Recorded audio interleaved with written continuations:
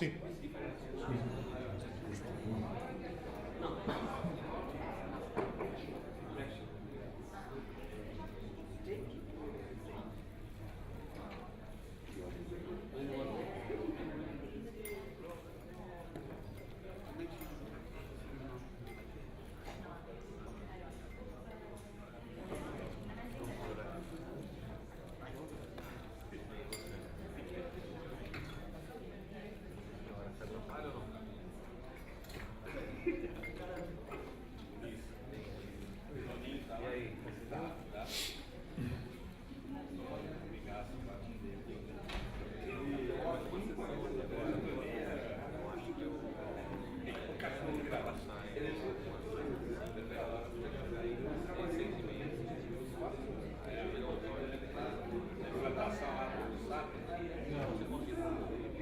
Coloca naquela versão que eu mandei ontem à noite.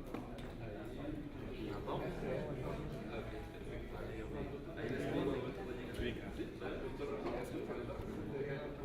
Hola de nuevo. Les advierto que fuera hace fresquito, o sea que van a estar mucho mejor aquí que paseando por Copacabana a estas horas. Y además también les advierto que al menos la primera parte, aquellos que les guste, de la Alemania-Francia va a ser terriblemente aburrida. O sea, estarán mejor aquí. Bien, les recuerdo el plan de mañana. Tendremos el panel a primera hora, después la intervención de Ash Williams, la entrega de certificados y la tarde libre, para lo que quieran. Aquellos que se tengan que volver a casa, pues lamentablemente, y los que todavía tengamos un ratito para disfrutar de esta magnífica ciudad, aquí estaremos. Bien, saquen sus papeles. ¿Lo tienen por ahí? ¿Alguna de estas pusieron? No me contesten, solo véanlo. ¿Pusieron alguna de estas? ¿Lo leen bien? ¿Sí? Independencia financiera, salud, viajes y ocio, vivienda, ayuda a la familia, estilo de vida. ¿Sí? ¿Sí? ¿Y de estas? No ser carga para la familia, dejar herencia, autonomía personal, desarrollo o perfeccionamiento personal.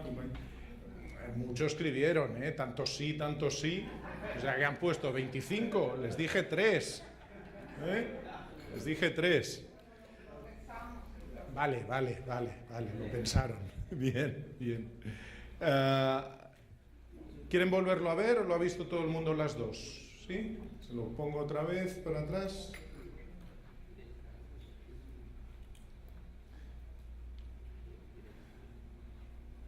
Esto supongo que lo han pensado para el momento en que se retiren, ¿verdad? Hagan otro esfuerzo mental. Sistema 2. Activen su sistema 2 y váyanse 10 años después de haberse jubilado. Porque ya sé que cuando uno se jubila, lo de los viajes y ocio, fantástico, el estilo de vida, todo eso. 10 años después, ¿sus prioridades siguen siendo las mismas? Lo que ustedes han escrito, ¿lo seguirían escribiendo, pongamos que a los 75 años?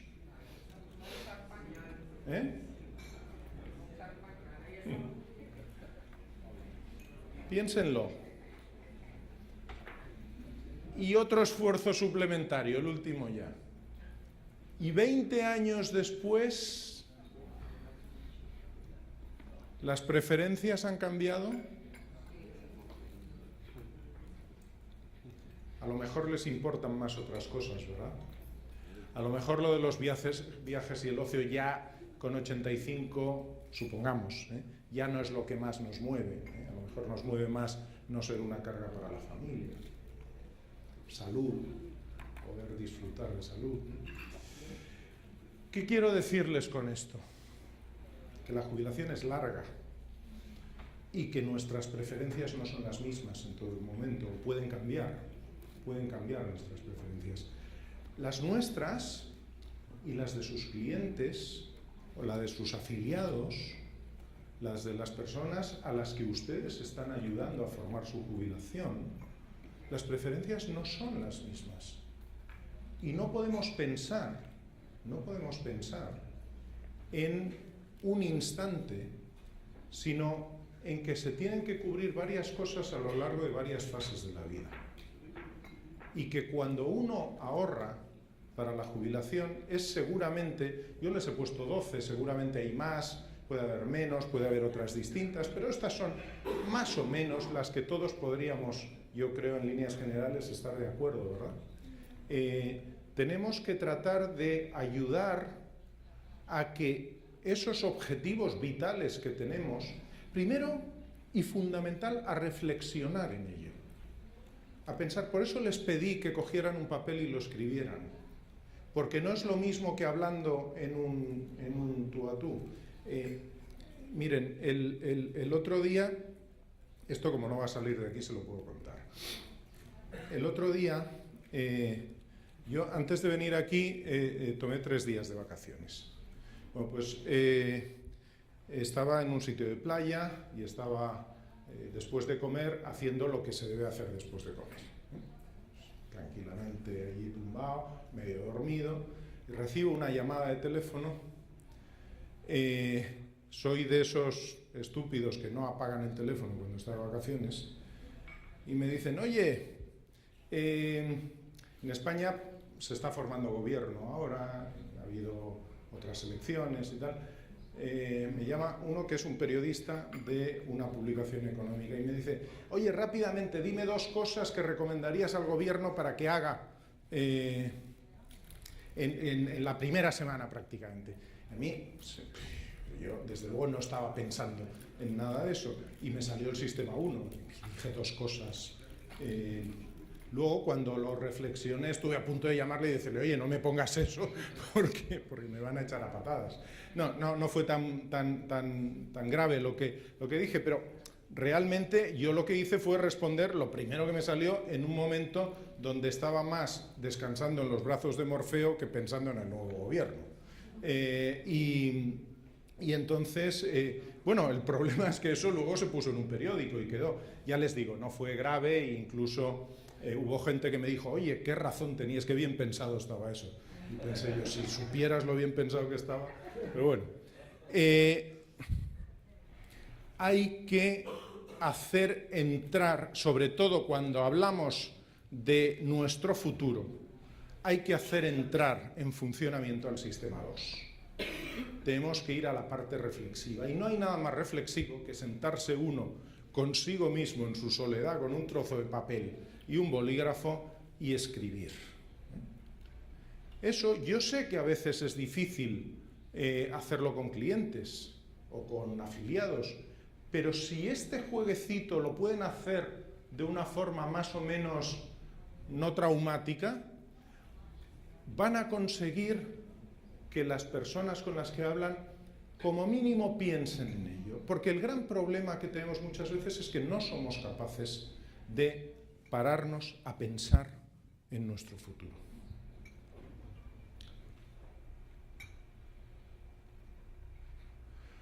Vamos a ver, de lo que les he estado contando, cómo lo podemos aplicar a pensiones.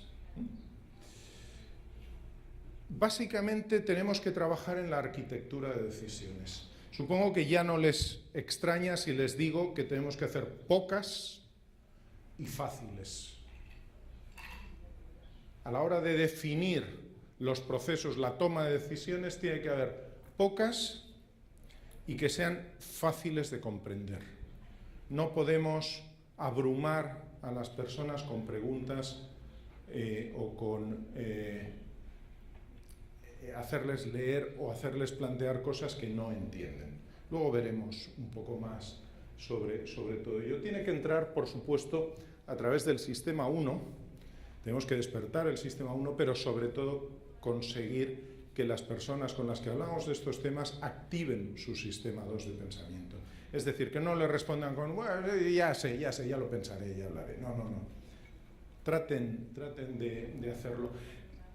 Y no olviden que estos temas de pensiones son difíciles, poco comprensibles, no tienen una respuesta inmediata. Díganme, ¿cuántas veces en la vida ustedes van a establecer un sistema de pensiones para ustedes mismos? ¿Cuántas en la vida? Una, como mucho, ¿no? No digo que cambien de producto o tal, o se cambien de administrador, pero la toma de decisión de eso, ¿cuántas las van a hacer? Pero si nos casamos más veces que decidimos pensiones. Es una vez. No tenemos experiencia en hacerlo. No tenemos experiencia. Cuando llegamos somos nuevos. No, es la primera vez. Nos hablan de cosas raras que no entendemos.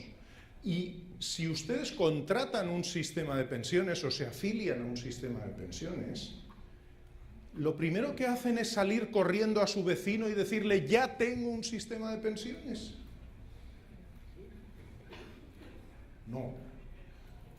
No les produce una felicidad inmensa que quieran compartir, ¿no? Si se han comprado un coche, un carro, pues probablemente vayan, no solo le digan, sino al vecino, le enseñen, mira qué coche me he comprado. Y ustedes pisan el acelerador y el coche sale, los retrovisores se pliegan, ahora tienen wifi todos los coches, wifi y todo. Bueno, eso sí da un placer inmediato, ¿eh? Pero firmar un sistema de pensiones no produce ningún placer, más bien produce la sensación contraria, de decir, ¿y si me han timado?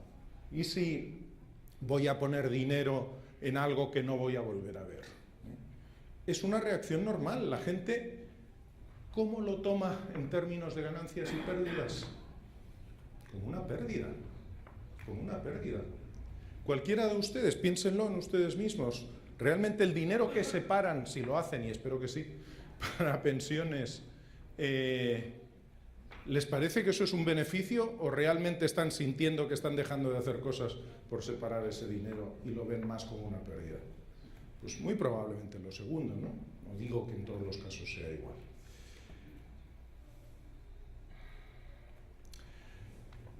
La información tiene que ser, como les decía, comprensible, tiene que ser una información que motive en el proceso de toma de decisiones y tenemos que tratar de trasladar a la persona al momento de su retiro.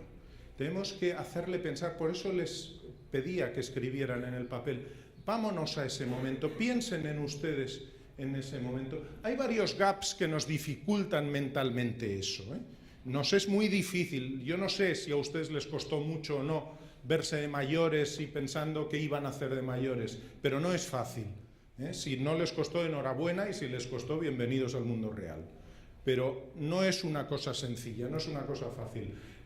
Nosotros no nos vemos de mayores, no nos vemos como personas mayores. Sabemos que llegaremos a serlo, ojalá, por supuesto que lleguemos a serlo, pero no nos vemos y nos pesa mucho más nuestro presente que nuestro futuro. Empatizamos más con nosotros ahora que con nuestro yo futuro.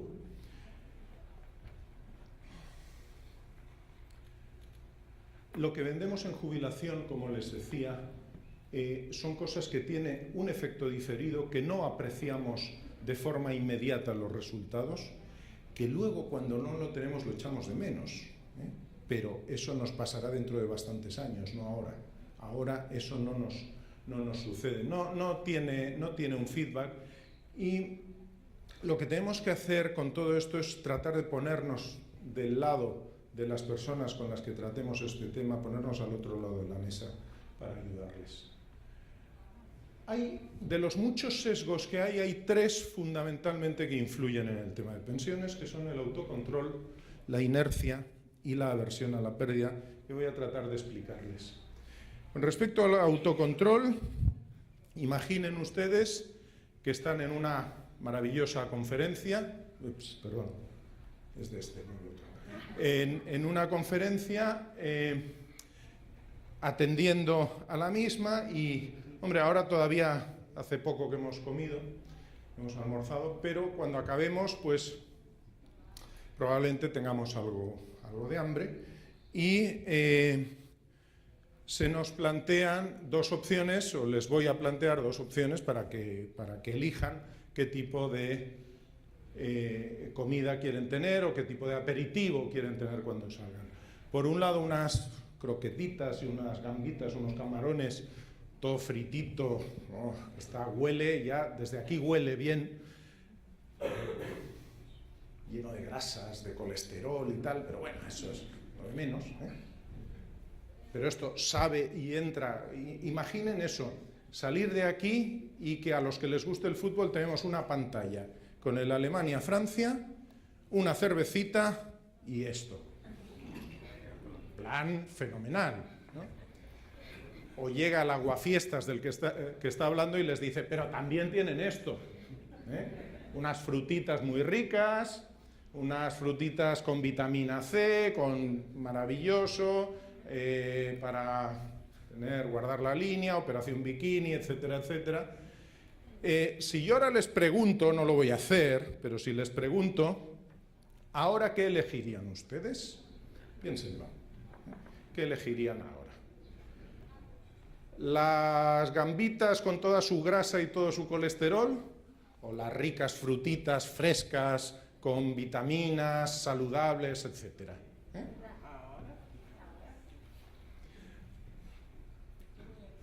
Pero, ¿qué es lo que pasará cuando salgamos muertos de hambre y esté ahí con la cerveza al lado y tal? ¿Qué iremos a esto? ¿Qué iremos a esto? Había un héroe griego mitológico, aparte de otro señor que se llama igual que está aquí, que se llamaba Ulises. Ulises, el héroe de la Odisea de Homero, en su regreso a casa, pasó un montón de tormentos, el pobre hombre tardó 20 años en volver a Ítaca, a su casa, y una de las múltiples aventuras que tuvo fue la de las sirenas, probablemente la conocen todos.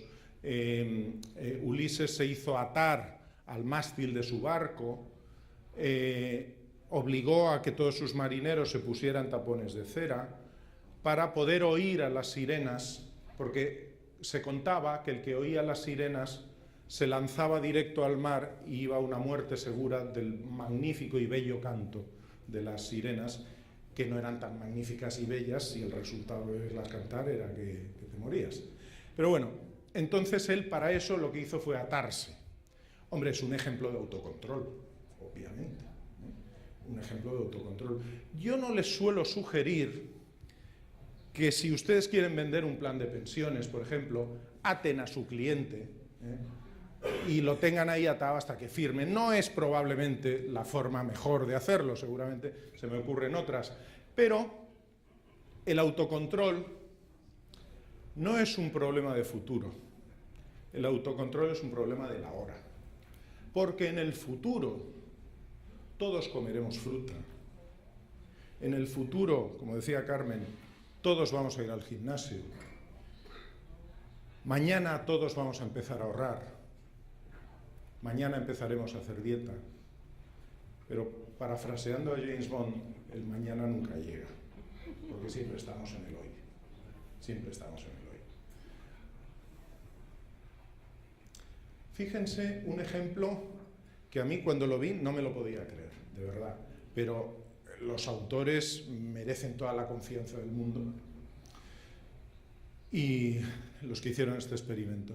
Fíjense, la cosa es, yo le regalo a cada uno de ustedes $100 y pueden hacer lo que elijan de las dos siguientes cosas. O tenerlo en una cuenta corriente, que pueden disponer de ello cuando les dé la gana, o tenerlo en un depósito con una penalización del 10%. Les voy a dar un pequeño dato más. El tipo de interés es exactamente igual en las dos opciones. Exactamente igual. ¿Qué preferirían ustedes? ¿La cuenta corriente y poder disponer cuando quieran? ¿O que les penalicen con un 10% por usarlo? pregunta es casi estúpida, ¿no? Pues la respuesta es que el 35% de la gente eligió la opción B, que le penalicen.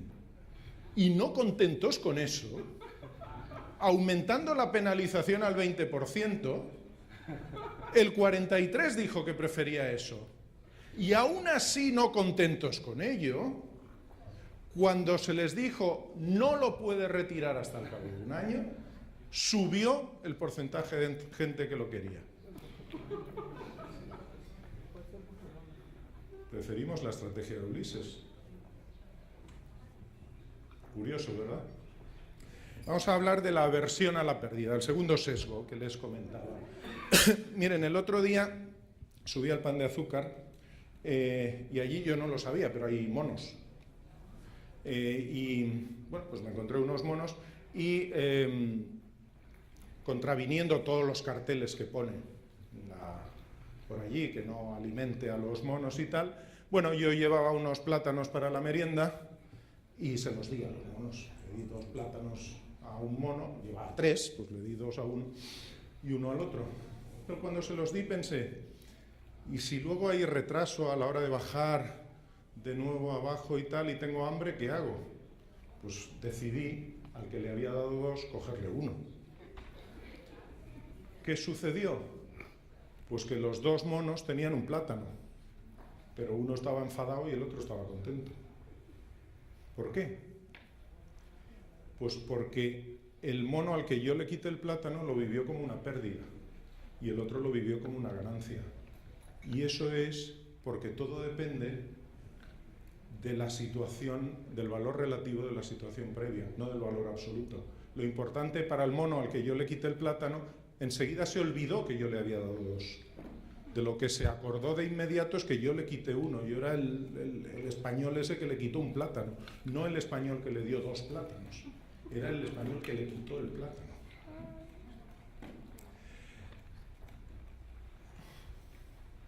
Para ello, para evitar la aversión a la pérdida, o para paliar la aversión a la pérdida, utilizamos la inercia y junto a la inercia las opciones por defecto.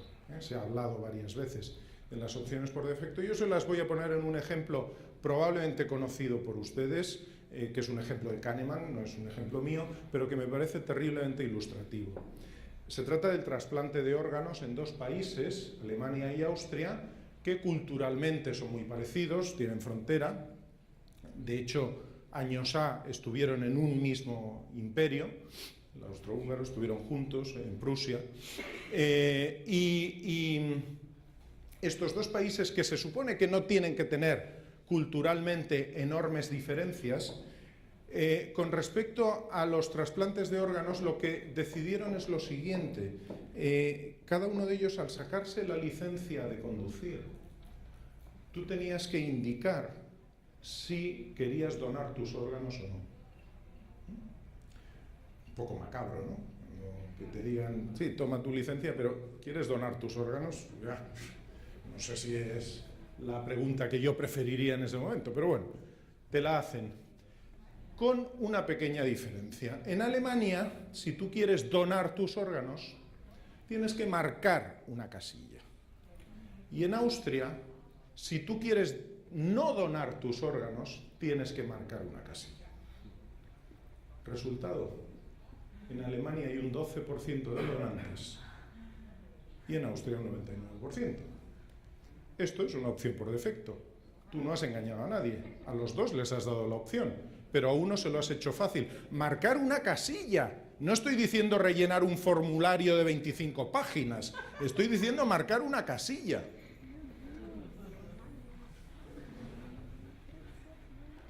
Esto es una opción por defecto. Parece que funciona, ¿no? Al menos en los trasplantes.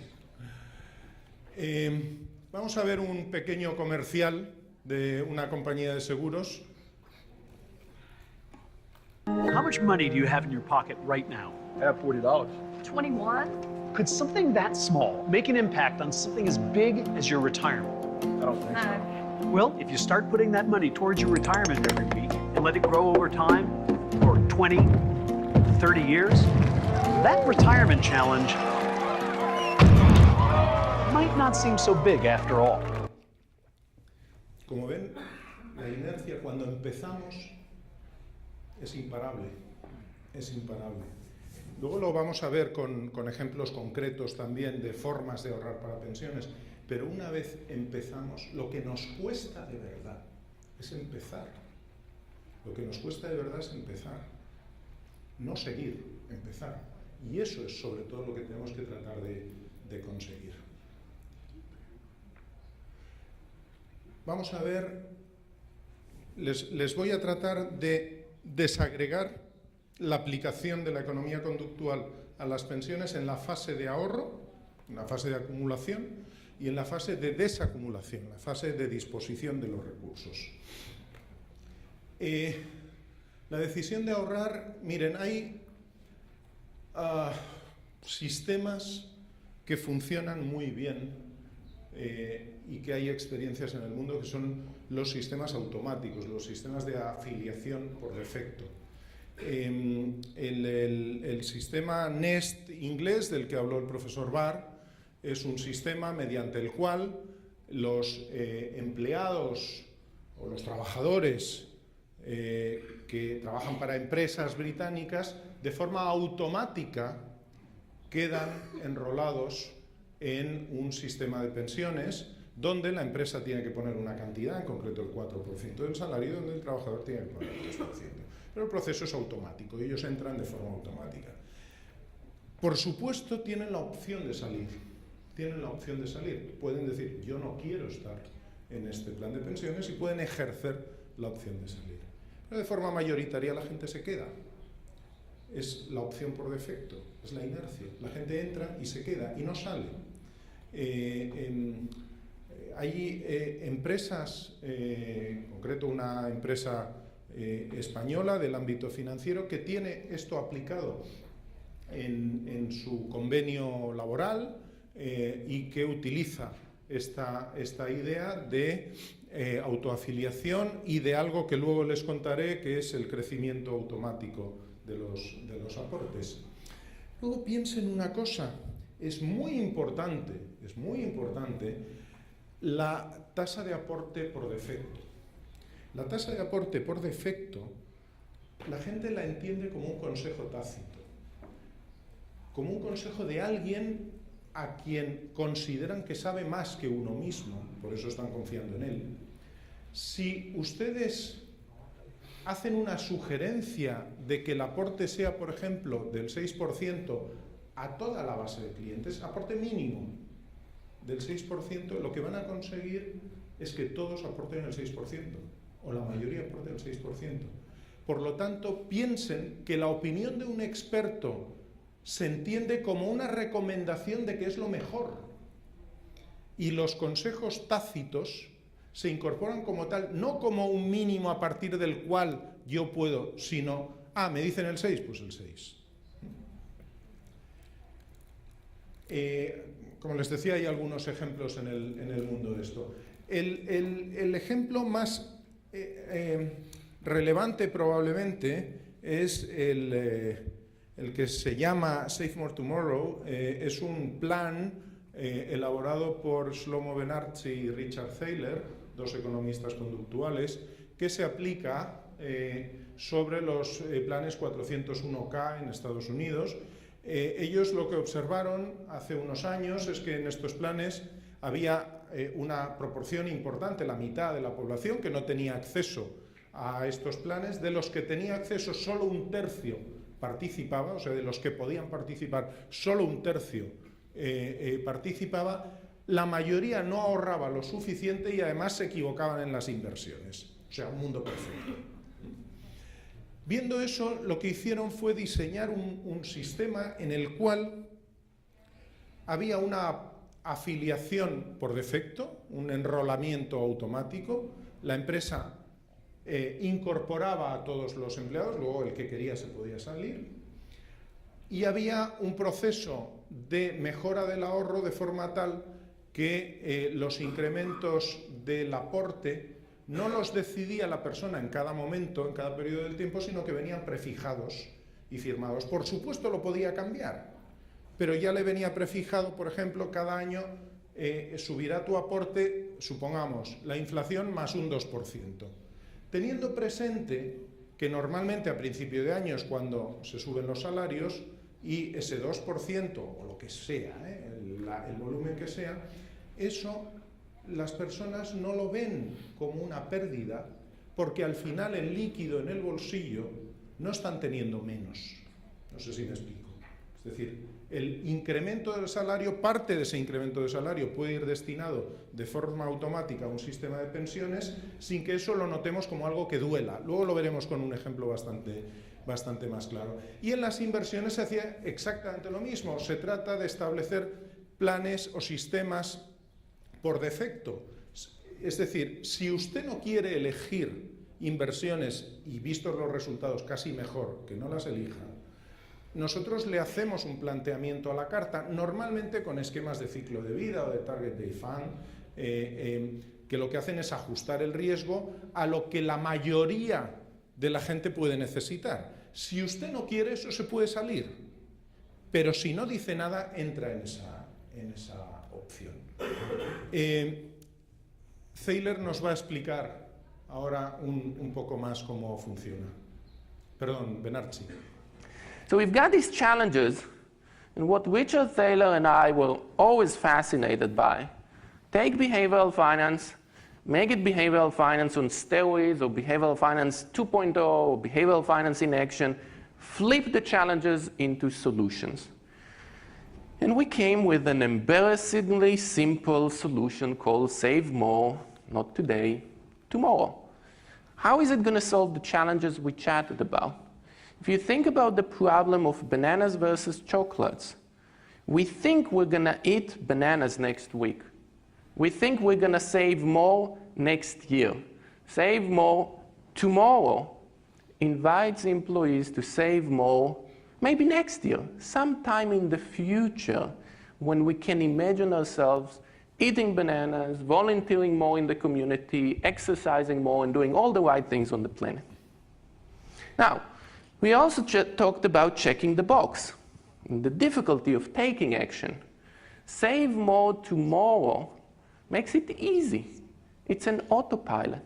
Once you tell me you would like to save more in the future, let's say every January you're going to be saving more automatically. And it's going to go away from your paycheck to the 401k plan before you see it, before you touch it, before you get the issue of immediate gratification.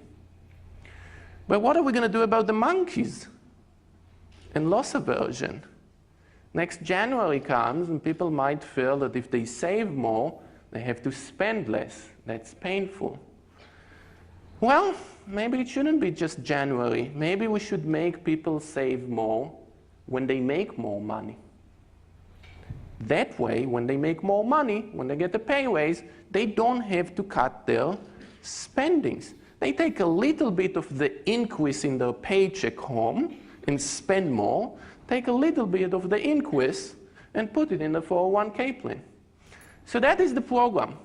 Embarrassingly simple, but as we're going to see, extremely powerful.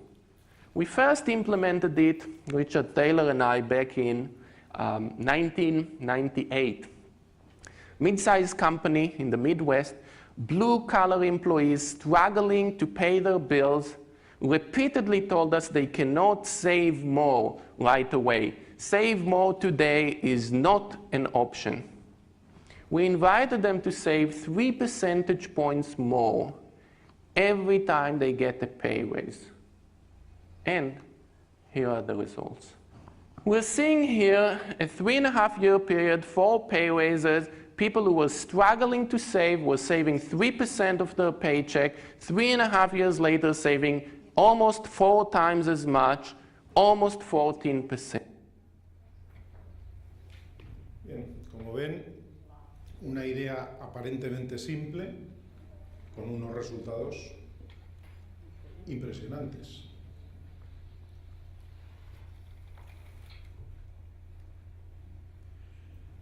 ¿Qué podemos utilizar de lo que hemos visto ya de la economía conductual para mejorar los procesos de ahorro. Tenemos que utilizar aquellas heurísticas que antes les comentaba de anclaje, disponibilidad y representatividad. Hay que utilizarlas de forma que envolvamos a la gente, la hagamos sentir segura, la hagamos sentir en un ambiente tranquilo, seguro, suave, fácil, comprensible, para que puedan entrar en esa otra dimensión mental de trasladarse a su futuro. Hay que hacer las cosas, tenemos que pensar muy bien cómo presentamos las cosas. Antes les decía la importancia de presentar siempre en positivo, de lo que influye el marco, el framing, cómo influye en la toma de decisiones. Utilizar el contagio social, acuérdense de la corbata, utilizar el contagio social. Y tratar de ayudarles a que ahorren y a que ahorren lo necesario. Porque no hay nada más desalentador que haber hecho un esfuerzo de ahorro y luego darte cuenta que te sirve para muy poco. Tenemos que acompañar en ese proceso y tenemos que ayudar en ese proceso. La gente tiene sesgo de presente, como ya se ha comentado muchas veces. Eso técnicamente además se le llama descuento hiperbólico. Nosotros damos mucho más valor a las cosas de presente que a las cosas de futuro. Tenemos miedo a perder dinero, no nos gusta perder dinero y lo valoramos de una forma especial, como antes comentábamos. Hay que tratar de visualizarse en el futuro. Hay que tratar de visualizarse en el futuro. Este es un ejemplo de lo que podría ser una cosa similar. Miren, yo no sé sinceramente cómo se hacen aquí la publicidad de los sistemas de pensiones, pero en mi país es bastante común que salgan unos ancianitos, que uno duda si son ancianos o no, vestidos de blanco, con el pelo blanco, jugando al golf, y uno no se ve en ellos, no se ve reflejado. Porque uno de mayor será bajito, calvo, gordo, no vestirá de blanco, no jugará al golf. Esos no son yo, no son yo. Hay unos tipos que hicieron un simulador facial de pensiones. Ahora esto es muy fácil de hacer, ustedes se pueden bajar no sé cuántas apps de tratamiento de imagen y pueden envejecerse o pueden disfrazarse de lo que quieran con eso. Estos lo que hicieron fue aprovechar eso y coger a un tipo y envejecerlo. Uno se puede creer que sea o no, pero como mínimo se parece, como mínimo se parece. A lo mejor luego ya se le cayó el pelo, engordó mucho, o no, se puso un piercing y se dejó melenas largas, no lo sé, es igual. Pero la cara más o menos se le reconoce. Entonces, ¿qué es lo que hacen estos? Bueno, pues un simulador de pensiones, sencillamente. ¿Cuánto estamos aportando a un sistema de pensiones y cómo nos sentimos de mayor? Podemos aportar muy poquito y tener cara tristona, como de no lo voy a pasar muy bien, aportar algo más y decir, bueno, esto no está mal, o aportar bastante y decir, oye, qué bien me lo voy a pasar en la jubilación porque voy a tener recursos.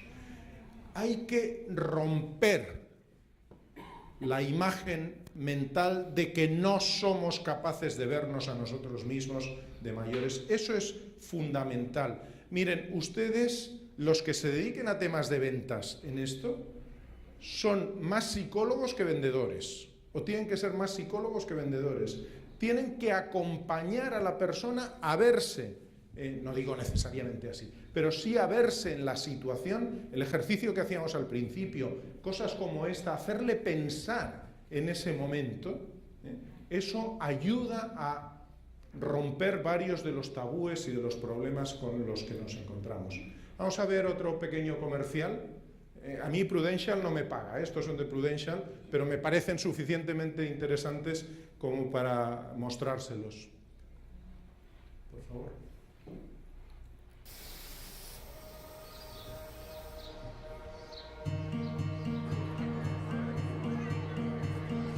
We asked people a question.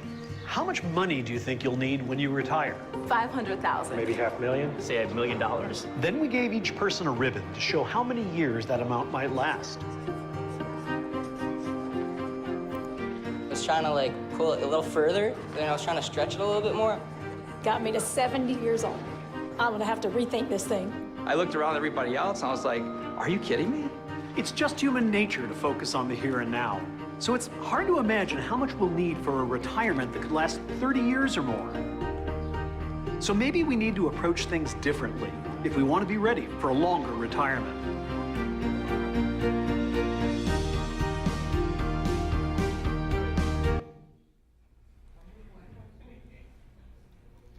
Yo creo, es autoexplicativo, ¿no? Creo que no tenemos esa percepción, no tenemos ni idea de lo que necesitamos para jubilarnos, y fíjense, gente que decía $1 millón y se quedaba a los 70 y tantos años. ¿Qué hay peor que sobrevivir a nuestros ahorros para la jubilación?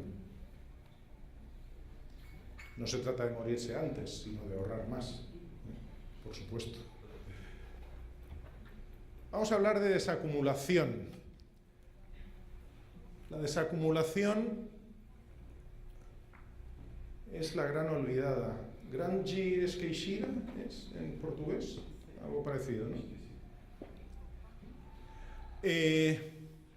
Miren, la teoría nos dice que las rentas vitalicias son lo más adecuado. Sin embargo, la realidad nos dice que la gente hace lo que hizo Woody Allen en una de sus primeras películas, que se llamaba, en español al menos, Toma el dinero y corre. Aquí es lump sum, es coger el dinero y fuera. Hay unos datos, no les voy a explicar mucho, pero unos datos de la Asociación Actuarial Europea sobre las principales carencias que tienen los sistemas de rentas vitalicias. Los fondos no son suficientes, hay poca flexibilidad, se asesora poco y mal. Y yo creo que ya les comentaba el otro día, realmente una renta vitalicia es un producto muy difícil de entender. Es un producto en el que uno tiene la sensación permanente de que le engañan. Y es un producto en el cual uno tiene que depositar toda su confianza en un momento de su vida crítico, depositar toda su confianza en una institución que se llama compañía de seguros, que le promete que le va a dar una pensión hasta el resto de sus días. Son muchos esfuerzos en uno. No es algo que sea atractivo. No es algo que sea atractivo. Siendo imprescindibles desde mi punto de vista unos ingresos estables para toda la vida o unos ingresos mínimos hasta el momento de la jubilación, hasta el momento del fallecimiento, y probablemente algo más para los que quedan después si lo necesitan, las rentas vitalicias como se entienden hoy en día habitualmente no son, digamos, una cosa especialmente sexy. Luego pasan cosas, recién viendo en prensa en Chile, por ejemplo, se cambiaron las tablas de mortalidad y de repente las pensiones bajaron.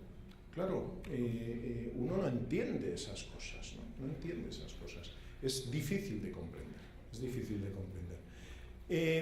¿Qué es lo que nos dice la economía conductual en todo esto? Bueno, lo primero es lo que les acabo de decir, que es muy difícil de entender y que la gente no tiene una tendencia natural a contratar una renta vitalicia. Si nosotros además, miren, antes mi compañero Manuel Lozano me enseñaba una propuesta de una compañía aseguradora en España para una renta vitalicia a unos clientes que le garantizaba un tipo de interés cero, y le cobraba unos gastos del 0,10%. Es decir, perdía dinero. Así, ¿qué rentas vamos a vender? Es imposible.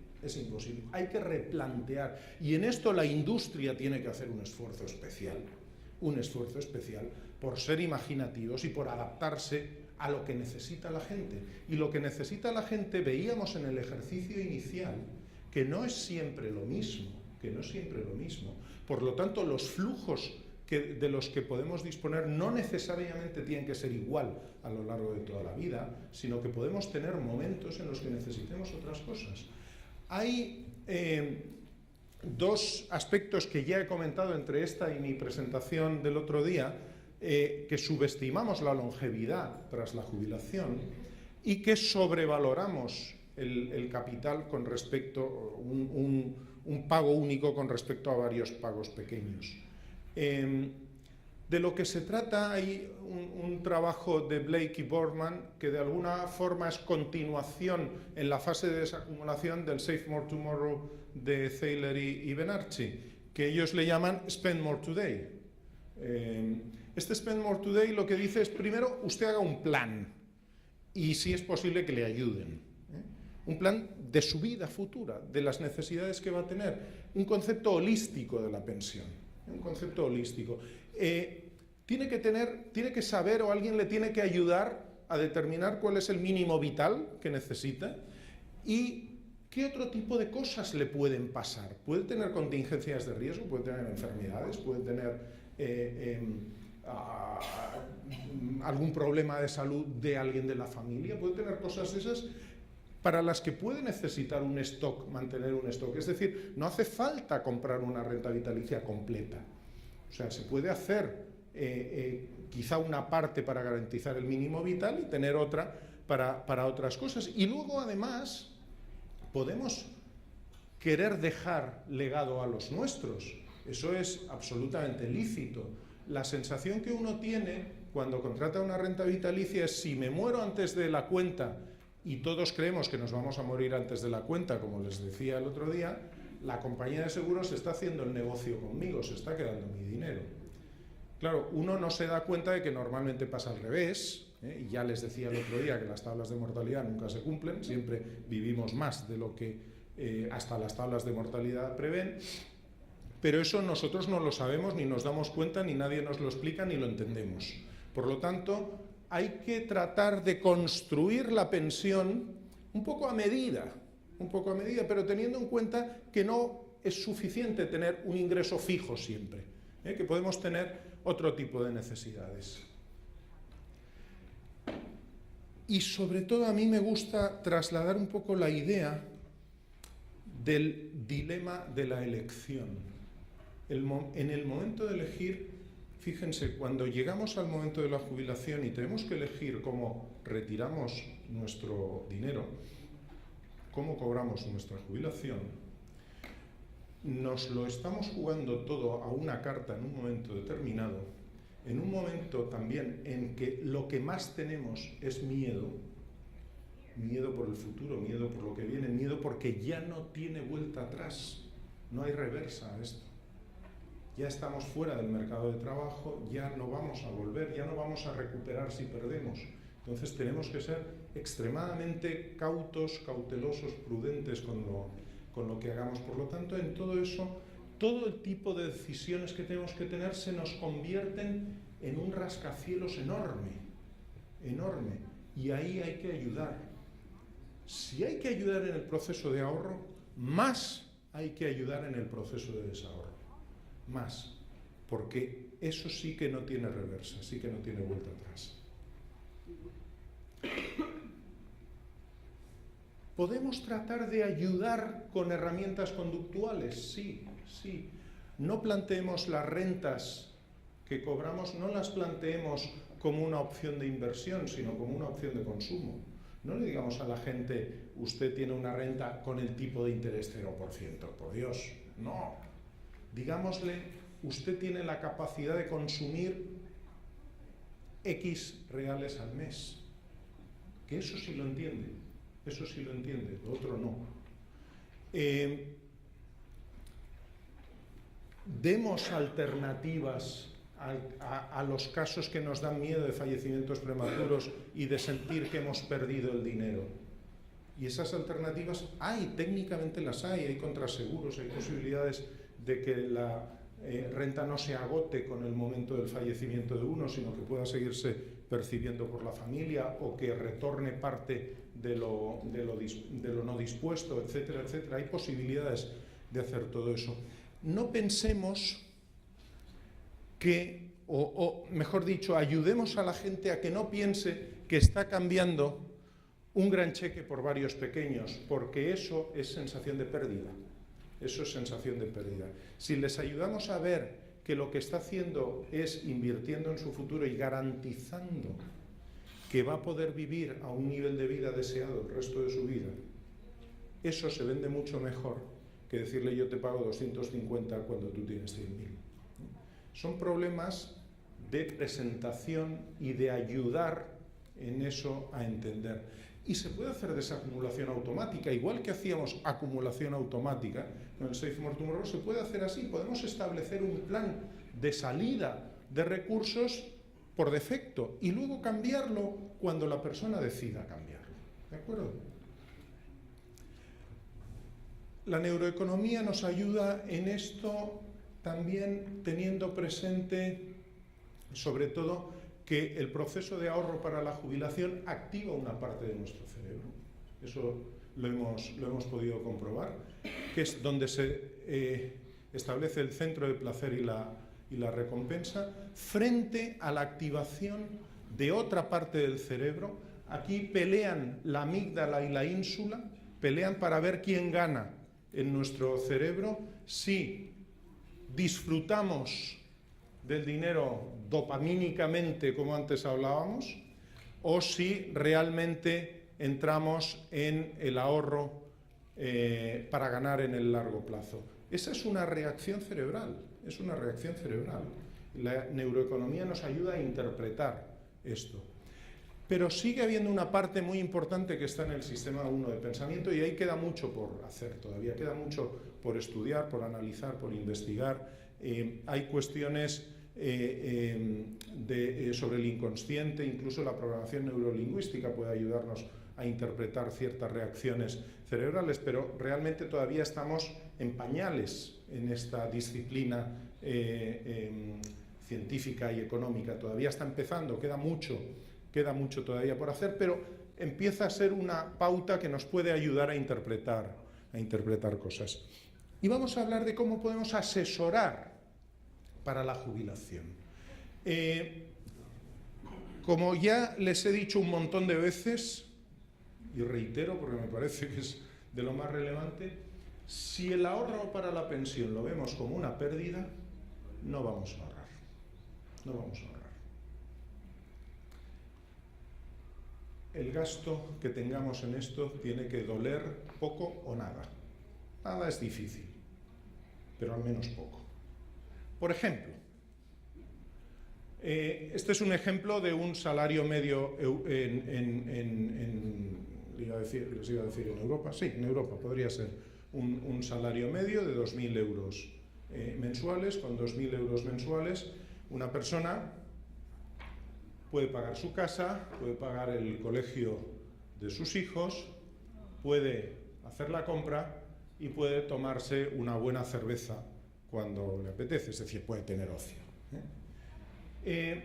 Si esta persona viene a vernos, nosotros que somos expertos en jubilación, y nosotros le decimos, le hacemos un cálculo con un simulador maravilloso y le decimos, mira, a ti te toca ahorrar 150 euros al mes para poder tener una jubilación comme il faut, como dicen los franceses. Si le decimos eso, a ver, va a poder seguir pagando su casa, seguirá llevando a los niños al cole y seguirá haciendo la compra, pero se le acabó la cerveza. No va a tener dinero para el ocio. Y seguramente diga, hombre, muchas gracias por la información, me lo pensaré, ya volveré otro día, etcétera, etcétera.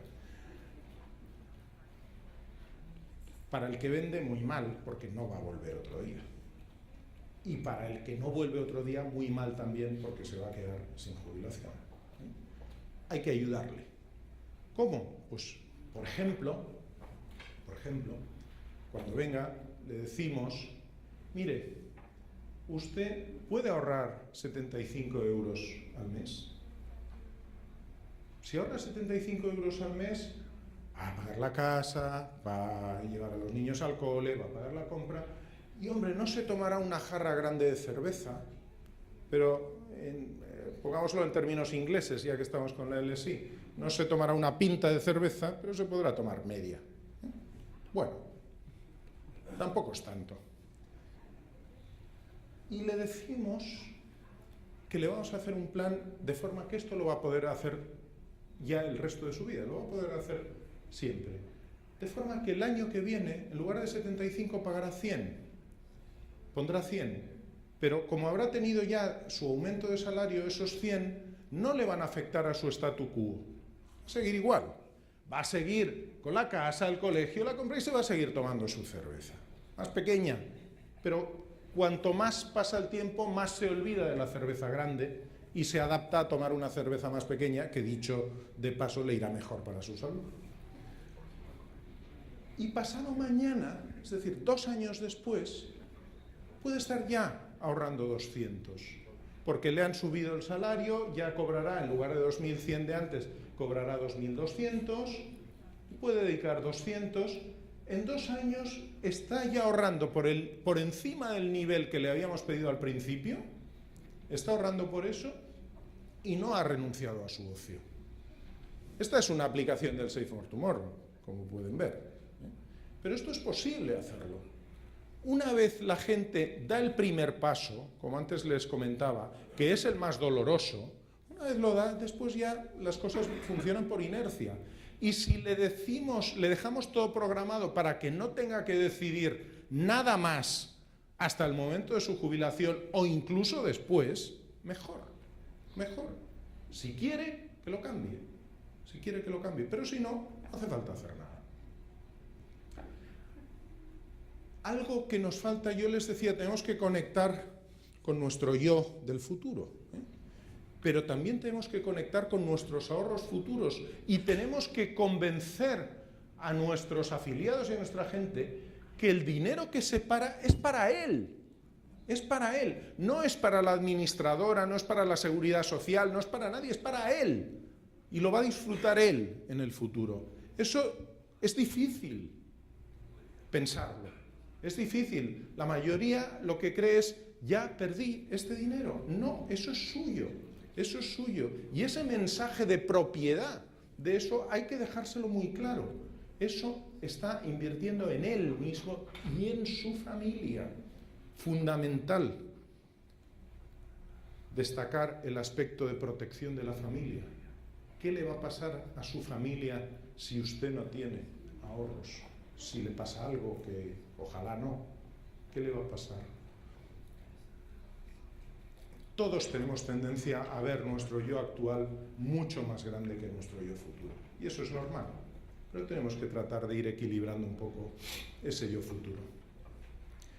Si hoy decidimos que mañana empezaremos a ahorrar, dejémoslo preparado hoy.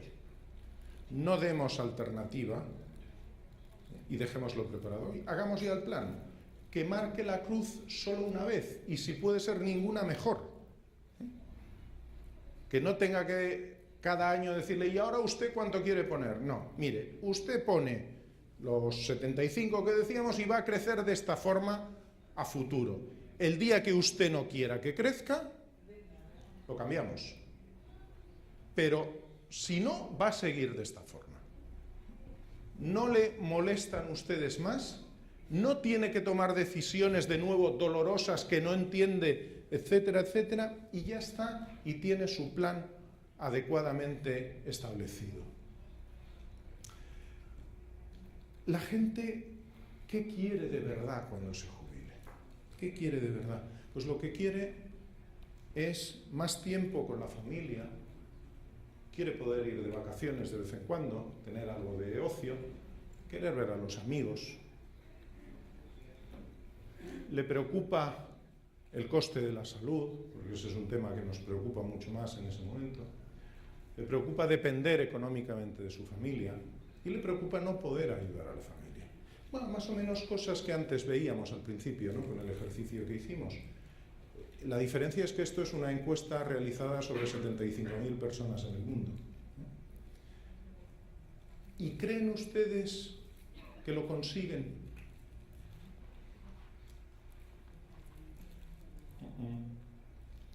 Mayoritariamente no. Mayoritariamente no. Y esto, como les digo, son datos de encuestas. HSBC hace una encuesta cada 2 años sobre esto, con una muestra amplísima en todo el mundo. La mayoría de la gente, llegada a su jubilación, dice que no ahorró lo suficiente para poder hacer esas cosas razonablemente básicas. Esto tenemos que trasladarlo y tenemos que explicarlo. Cuando tenemos a un cliente delante, y por cliente me refiero,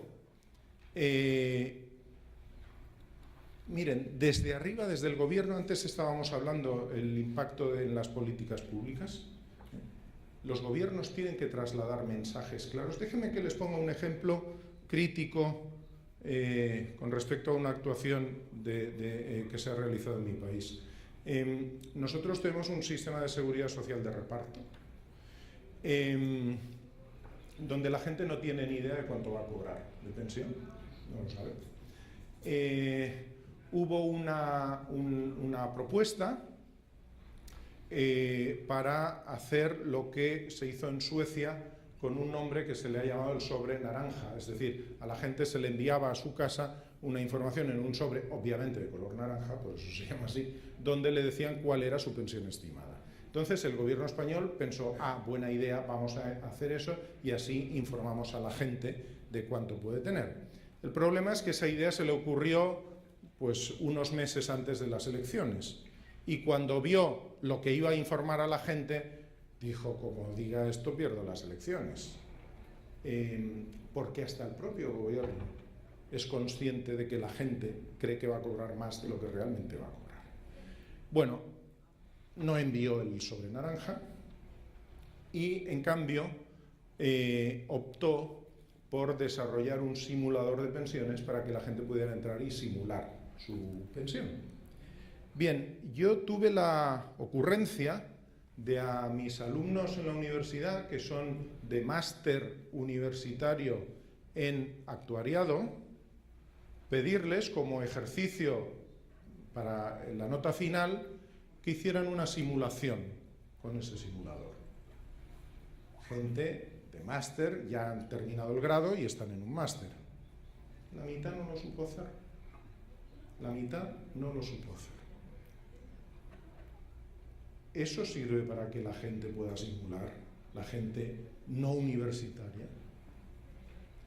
O sea, si hacemos cosas así, por eso digo, me refiero también a los gobiernos, si no somos capaces de dar información veraz, fácil y comprensible a la gente, ¿cómo vamos a pedirles después que pongan más o que les vamos a subir los impuestos?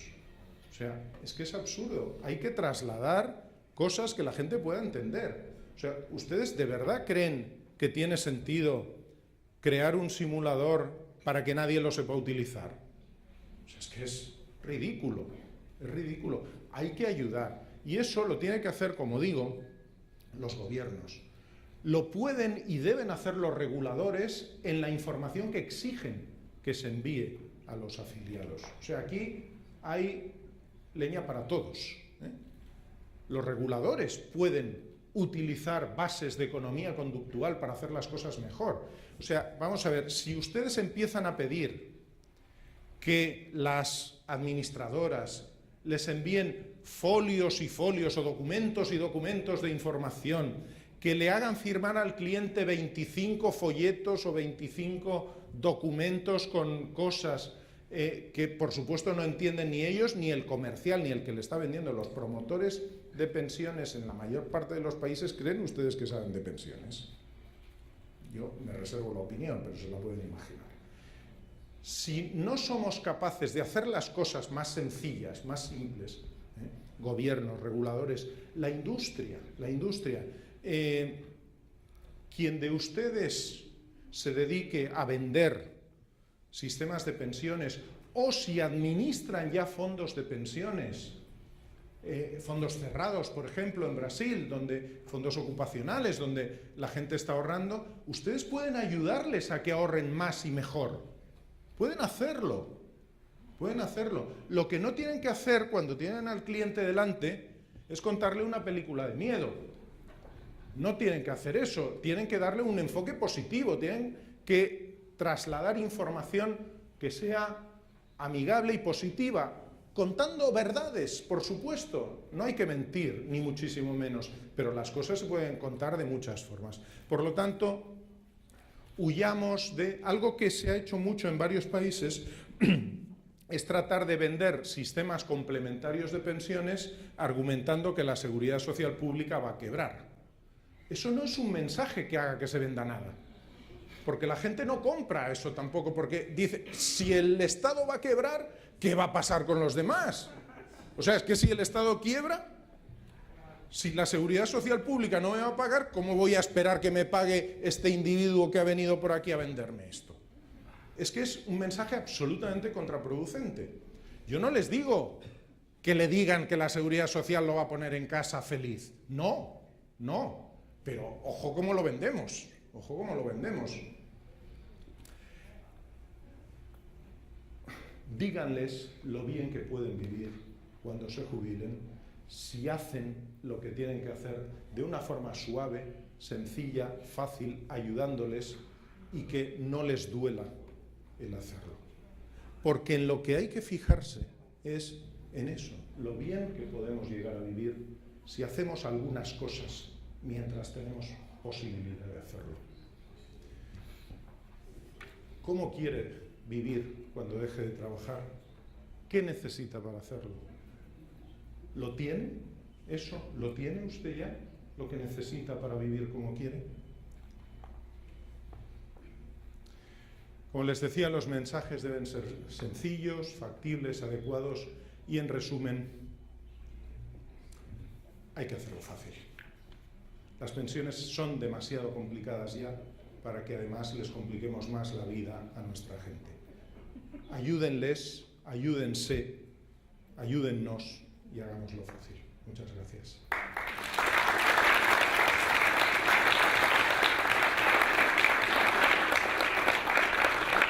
Muy bien, y gustosamente me someto a las preguntas si las hay.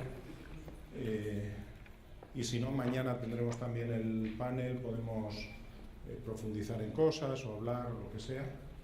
¿Alguna cuestión? ¿Cuánto costo para Baianas Costones? Perdón. It was a joke. Sorry, it was just a joke. I asked it. ¿Cuánto costan las Havaianas customizadas? ¿Cuánto cuesta? Las que yo vi unos 150. Wow. Unos 150. Pero como yo solo tengo mi pequeña experiencia de Riosul, no sé si hay sitios que sean más baratos o más caros. No lo sé, pero de momento solo fui ahí. De hecho, yo no pienso comprarme unas con piedrecitas y adornitos y tal, pero para hacer un regalo siempre está bien. Por tanto, si saben de algún sitio donde estén más baratas, yo les agradezco profundamente la información. Yani. Gracias, Diego. ¿Qué opinión te merece mostrarle a los afiliados en los estados de cuenta una proyección que tendrían hoy, ¿verdad? Con el aporte de hoy, una proyección de su pensión futura estimada? Imprescindible, imprescindible. De hecho, perdón, sí. Diego, perdona la interrupción. Sí, no. Porque lo digo por un poco pensando en lo que dijiste ahora, en el sentido de que probablemente todos tenemos una expectativa irreal de la pensión que vamos a recibir y de repente, a la larga, pienso yo que cuando te llegue la pensión proyectada, ¿verdad? Te vas a llevar una sorpresa. Podamos tener también un efecto sí. al revés, ¿verdad? Sí, puede ser, por supuesto. A ver, háganlo con cariño. Quiero decir, el informar... vamos a ver, a ustedes, como futuros pensionistas, ¿qué les importa saber de ya tienen un sistema de pensiones, tienen un plan, están en una OPC, en una AFP, en lo que sea? ¿De verdad qué les importa saber? ¿Les importa la rentabilidad de los últimos 3 meses? ¿Les importa incluso el saldo que tienen acumulado en este momento? ¿Les importa la composición del portafolios? ¿Les importa el VAR que está teniendo, el VAR con V, no el VAR con B, que sea a lo mejor sí, pero el VAR con V les importa? Ustedes lo que les importa saber, creo yo, vamos, no quiero, es ¿y con esto voy a vivir o no? ¿Voy a vivir bien o no? Por lo tanto, yo veo estados de información que se envían, muchos son culpa del regulador, y no quiero, hay reguladores aquí, no quiero ganarme enemigos, pero muchos son culpa del regulador. Hay informaciones que se envían que A, no sirven para nada, B, tienden a confundirme, y C, me hacen tomar decisiones erróneas. Porque si yo veo en la información que se me da, la rentabilidad de su fondo de pensiones en el último año cayó un 2%. Probablemente me planteé irme de esa administradora. Probablemente en el mercado cayó un 5%, pero yo no lo sé. Y aunque el mercado hubiera subido un 10%, ¿qué más me da si me quedan 30 años para jubilar? O sea, no es una información, no digo que se hurte esa información, pero la forma de presentarlo es muy distinto.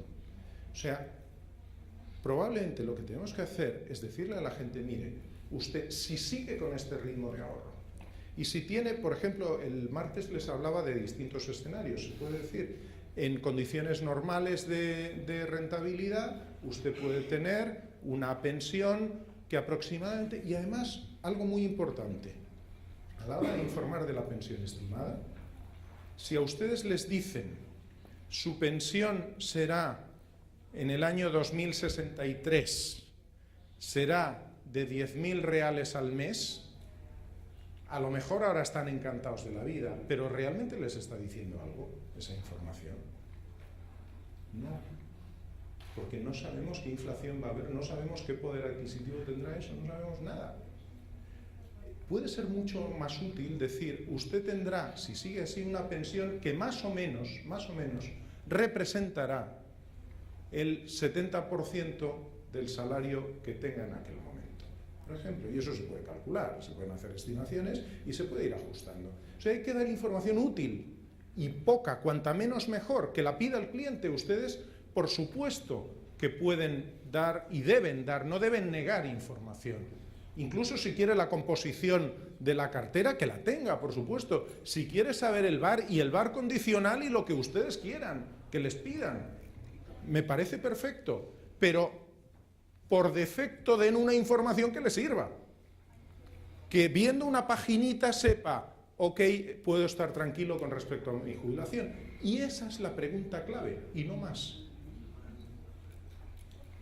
¿Más cuestiones? ¿Alguien sabe cómo va el partido? Muy bien, pues si les parece, seguimos mañana. Muchas gracias por su atención. Hasta mañana.